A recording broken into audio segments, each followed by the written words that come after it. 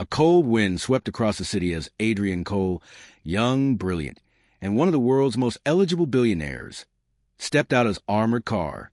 Cameras usually chase him everywhere. But tonight he was invisible, swallowed by the neon glow of the streets. He needed air, space, something real. That's when he saw her. A slim girl sat on the sidewalk, wrapped in a torn shawl, her hair messy, her eyes hauntingly calm, as if she'd already seen everything the world could do to her. A small cardboard sign lay against her knee. Asterisk, just try and survive. Asterisk. Adrian paused. Something about her didn't fit this place. She didn't beg with desperation. She watched the world with a quiet intelligence, as though she was studying it. Without thinking, he knelt beside her. "Are you hungry?" he asked gently. She glanced up, and he felt a jolt. Those eyes were too sharp, too deep for someone living on the street. "I'm fine," she whispered. "People like me don't expect kindness." "Then let me surprise you," Adrian said, offering his jacket without hesitation. She hesitated, then smiled faintly, an elegant, almost regal smile that didn't match her torn clothes. "My name is Mira." "Adrian," he replied, hiding who he really was, afraid the truth would scare her away. For the first time in years, he sat on the cold pavement beside a stranger, talking for hours about life, dreams, the cruelty of fate. Mira listened closely, her every word balanced, thoughtful, too refined. As dawn approached, she stood up.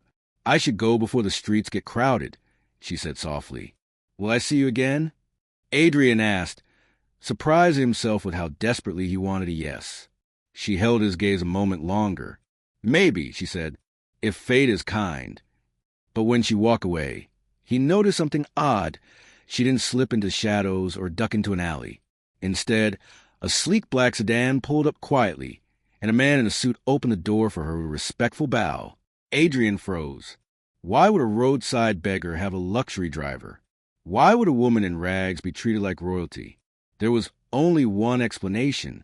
Mira wasn't who she claimed to be, and as she disappeared into the car, she whispered something to the driver, something Adrian barely heard.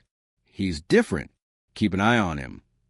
Adrian stood frozen on the sidewalk long after black sedan disappeared into traffic. The city noise returned around him, but he barely heard it. His mind replayed the moment over and over. The respectful bow, the car, the way Myra's entire presence had shifted the second she stepped inside. None of it made sense. A beggar didn't have a driver. A beggar didn't move like she'd been trained in grace. A beggar didn't speak with the calm authority of someone used to being obeyed. Adrian felt a strange chill. Who was she really? His security detail finally found him breathless and panicked. "Sir," we turned around for 1 minute. "I'm fine," Adrian said sharply. "I just needed a walk." But his mind wasn't on explanations. It was on Mira, on the mystery she carried like a second skin. All day he couldn't focus. Not on meetings, not on investments, not on the endless calls begging for his attention. His board members noticed. His assistant noticed. Even the media would soon notice. Adrian Cole didn't get distracted. Yet here he was, staring at the city from his penthouse window, replaying a single smile. By nightfall, he couldn't take it anymore. Find her, he ordered his head of security. The girl from the street. Name Mira. Approximate age, early 20s. Get me everything. The guards exchanged uneasy glances. "Sir, the city has thousands of homeless individuals. Finding one may take." "Then start now," Adrian snapped, softer than usual but more determined than they'd ever seen. "She's not ordinary." Meanwhile, miles away in a secluded mansion hidden behind tall iron gates, Mira walked through immaculate marble halls, the echo of her footsteps following her like a secret she could never shake. Her torn clothes were gone, replaced with a tailored midnight blue dress. Her hair, messy hours earlier, now fell smooth and glossy over her shoulders. She looked like royalty again.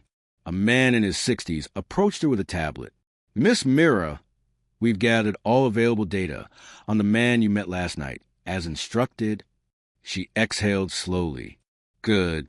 What do we know?" He tapped the screen. The man who sat beside you is Adrian Cole, CEO of Cole Dynamics. Net worth, $28.4 billion.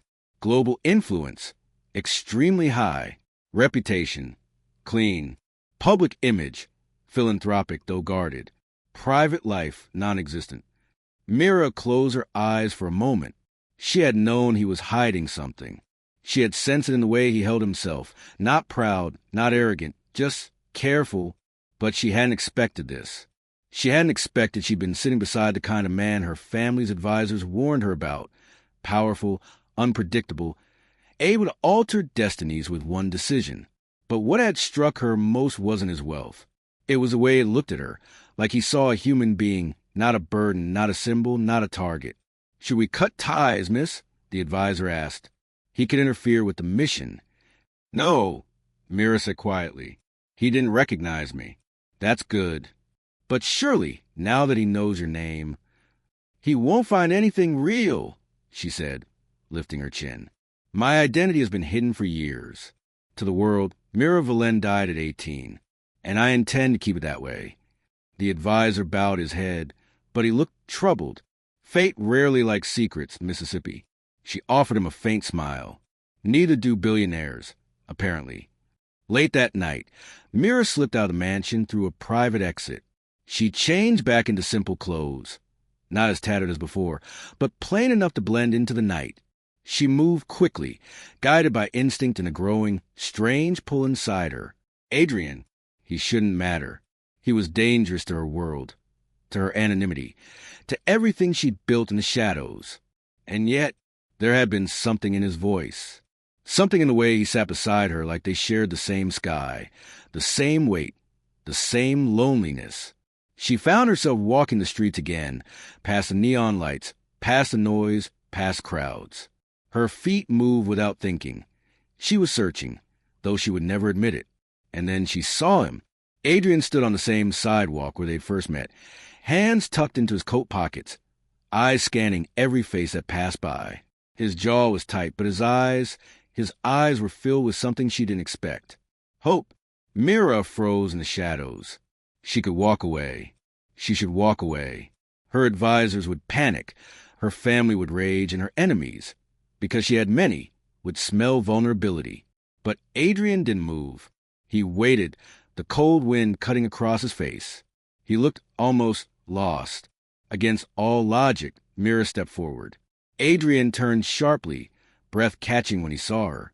"You came back," he murmured, disbelief softening his voice. Mira swallowed. "I don't usually return to the same place twice." "Why this time?" he asked. She didn't have an answer she could safely give, so she said the simplest truth she could afford. "Because you look like someone who needed to see a familiar face." Adrian laughed once. It wasn't amusement, but relief. "You disappeared so fast. I thought I imagined you." "I'm very real," she said quietly. They stood there for a long moment, just looking at each other. The noise of the city faded. The world narrowed to the space between them. "Can I walk with you?" he finally asked. Mira hesitated. Getting closer to him was dangerous. Every step she took was a step toward unraveling everything she had spent years protecting. But the sincerity in his voice pulled her in like gravity. So she nodded. They walked side by side, neither speaking at first. The silence wasn't awkward. It was gentle, almost warm. After a while, Adrian said, "Yesterday, I felt like you were carrying something heavy." A tiny smile touched her lips. "Everyone on the streets is carrying something heavy." "No," he said softly. This was different. Myra's heart skipped. He noticed too much. "And what about you, Adrian? What are you carrying?" He looked down, hands tightening in his pockets. Expectations, pressure, loneliness. He inhaled shakily. "But last night, for the first time in years, I felt like myself." Myra's chest tightened. He was speaking truths she never expected from a man like him. She whispered, "Maybe that's why I came back." Adrian glanced at her, something flickering in his eyes. Recognition, affection, curiosity, maybe all of it tangled together. But before he could respond, a dark SUV pulled around the corner, slowing as it approached them. Mira stiffened instantly. Her pulse spiked. Adrian noticed. "Do you know them?"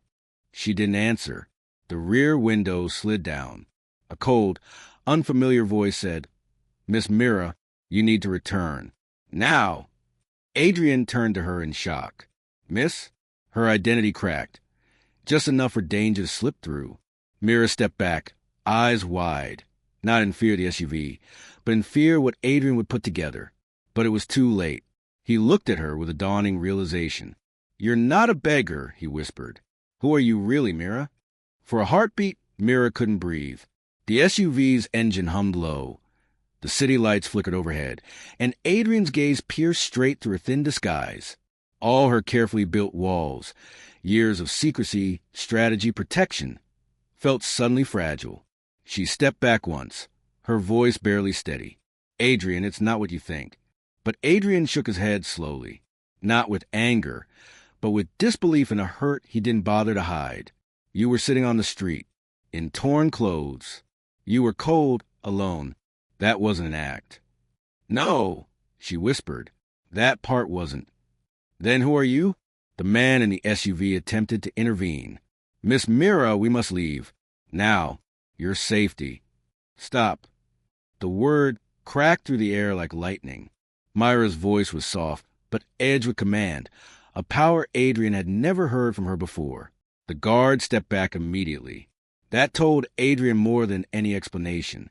Mira turned toward him, eyes shimmering with something between regret and courage. "My real name is Mira Valen." Adrian's breath caught. The name wasn't familiar to him. But the reactions around her, the reverence in her guard's tone, the luxury she moved in and out of, it all pointed to one thing. "You're wealthy," he murmured. "Not just wealthy. Powerful." "Not by choice," she replied. "I was born into a dynasty. Old money. Hidden influence. Our family doesn't live in the public eye.